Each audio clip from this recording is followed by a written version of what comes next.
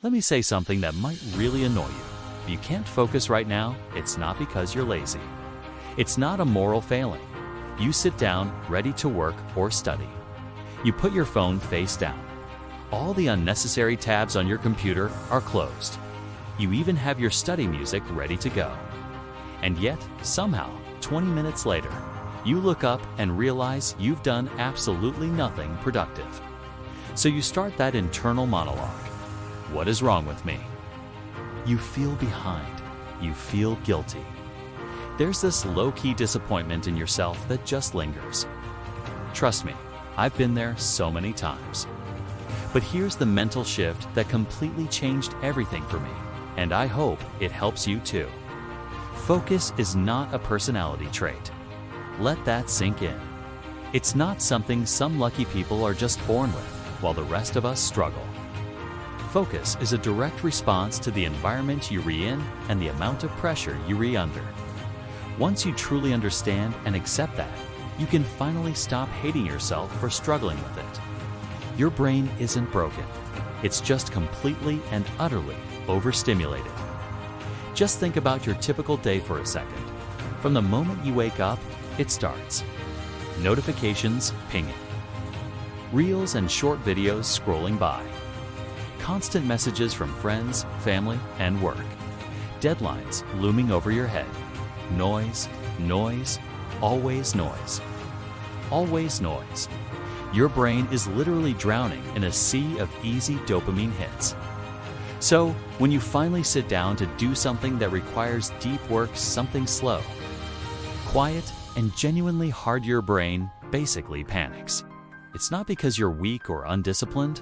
It's because your brain has become addicted to speed, to constant novelty, to instant gratification.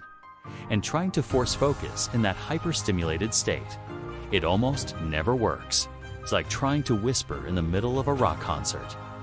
This is where most people make a critical mistake. They wait to feel motivated.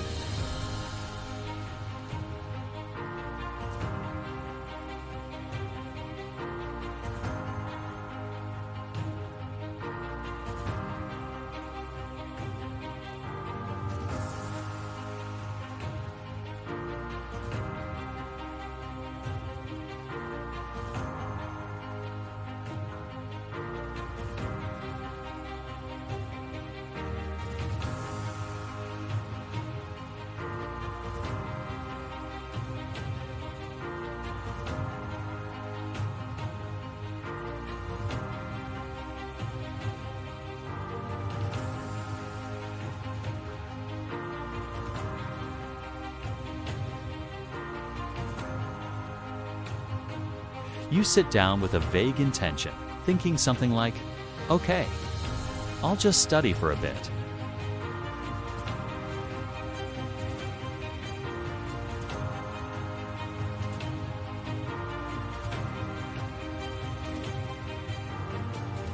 To your brain, an unclear task feels infinite.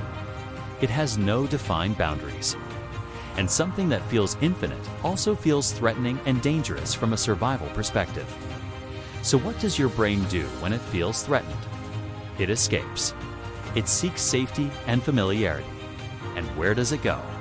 Straight to your phone, to social media, to anything that provides a quick and easy distraction. This isn't happening because you're irresponsible or lazy. It's a self-preservation mechanism. Your brain wants to feel safe.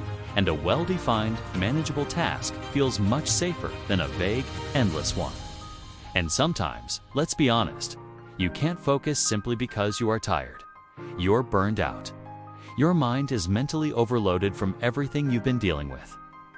But instead of acknowledging that and giving yourself permission to rest, what do? You pile on the guilt. You start comparing yourself to everyone else on social media who seems to be so productive. You call yourself lazy, panic about falling behind, creating this cycle of stress and anxiety, and all that pressure. It absolutely kills focus. Because focus thrives in an environment of psychological safety, not fear. When you're exhausted, rest isn't a sign of weakness. It's a core part of your strategy for success. It's how you refuel your cognitive resources. So, Here's something very practical you can try tonight. Before you go to bed or first thing tomorrow, I want you to clear your desk completely. Everything off. All you should have is one notebook and one pen. Put your phone in another room, or at least far out of arm's reach. Now, set a timer for just 20 minutes, not 2 hours. Not even 1 hour. Just 20 minutes. And pick one tiny, specific task. Don't tell yourself I'm going to study math. That's too vague. Instead, say I'm going to solve 3 specific problems from Chapter 5. Be precise. When that 20-minute timer goes off, you stop.